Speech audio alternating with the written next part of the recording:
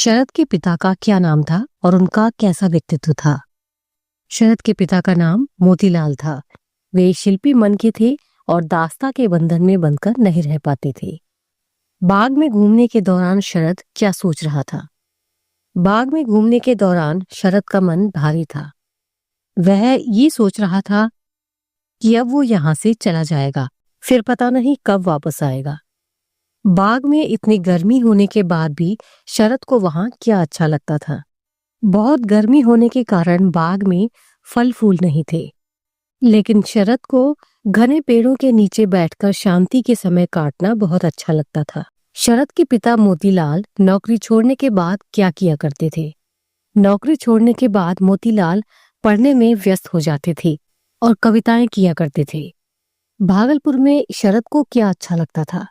शरद को भागलपुर में गंगा घाट के टूटे स्तूप पर से गंगा में कूदना अच्छा लगता था और उसे गंगा के पार का झाऊ का वन अच्छा लगता था। भागलपुर जाने के बाद शरद को कहाँ भर्ती करा दिया गया था? भागलपुर में शरद को दुर्गाचरण एमए स्कूल की छात्रवृत्ति क्लास में भर्ती करा दिया गया था। उनके नाना स्कूल के मंत्री थे, इसलिए इस बात की खबर किसी ने नहीं ली कि उनकी शिक्षा दीक्षा कहाँ तक हुई थी। स्कूल में उन्हें क्या क्या पढ़ना पड़ा था? स्कूल में उन्हें सीता वनवास, चारू पाठ, सद्भाव सद्गुरु और प्रकांड व्याकरण पढ़ना पड़ा था। शरद चंद्र को किसका शौक था? शरद चंद्र को पशु पक्षी पालन और उपवन लगाने का शौक था और इसके अलावा वो तितलियां पालने का शौक भी रखते थे। शरद की माँ का क्या नाम था? शरद की माँ का नाम भुवन मोहिनी था। शरद में अपने पिता के समान कौन सी समानताएं थी? शरद को अपने पिता की ही तरह कहानी, उपन्यास, नाटक लिखने का शौक था। वो अपने पिता की तरह ही पुस्तकालय जाकर पुस्तकें पढ़ा करते थे। शरद की बचपन की दोस्त का क्या नाम था? उनकी बचपन की दोस्त यानी बाल संगिनी का नाम धीरू था। शरद ने अपनी संगिनी धीरू को किस उपन्यास में नायिका के रूप में दिखाया है? देवदास की पारो के रूप में। शरद मुख्य रूप से किसके शौकीन थे? साहित्य पढ़ने और लिखने के। शरद की दादी ने शरद के संबंध में क्या भविष्यवाणी की थी? शरद की दादी ने शरद के संबंध में उसके बुद्धिमान और सच्चे स्वभाव की भविष्यवाणी की थी कि एक दिन ये बड़ा होकर कोई महान कार्य करेगा। शरद के नाना जी का क्या नाम था? शरद के नाना का नाम केदारनाथ गांगुली था। आवारा मसीहा किसकी रचना है? आवारा मसीहा लेखक विष्णु प्रभाकर की रचना है। लेखक ने शरद चंद्र जी को आवारा मसीहा क्यों कहा? शरद अपने पिता मोतीलाल की ही तरह यायावर प्रवृत्ति यानी घुमक्कड़ प्रवृत्ति के थे, जो किसी भी बंधन में बंधकर रहना पसंद नहीं करते थे। लेखक विष्णु प्रभाकर मानते हैं कि आवारा मनुष्य में भी अच्छे गुण होते हैं, लेकिन उसमें दिशा की कमी होती है। जब उसे दिशा मिल जाती है तब वह मसीहा बन जाता है। उसकी माँ किस विधा की रचना है? उसकी माँ एक कहानी विधा की रचना है। लेखक पांडे बेचन शर्मा किस युग के कहानीकार हैं? लेखक पांडे बेचन शर्मा हिंदी युग के कहानीकार हैं। लेखक क्यों घबरा गए थे?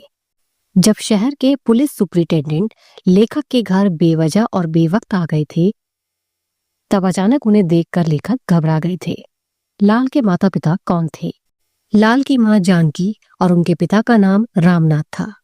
लाल के पिता की मृत्यु लगभग 7-8 वर्ष पहले हो चुकी थी। पुलिस ने लेखक से क्या निवेदन किया? पुलिस ने लेखक से निवेदन किया कि वह लाल के परिवार से दूर और सावधान रहे।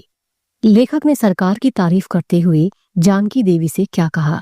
लेखक ने लाल की मां जानकी देवी से कहा कि ये सरकार धर्मात्मा, विवेकी और न्याय का पालन करने वाली है। ये बिना मतलब किसी के पीछे नहीं पड़ती।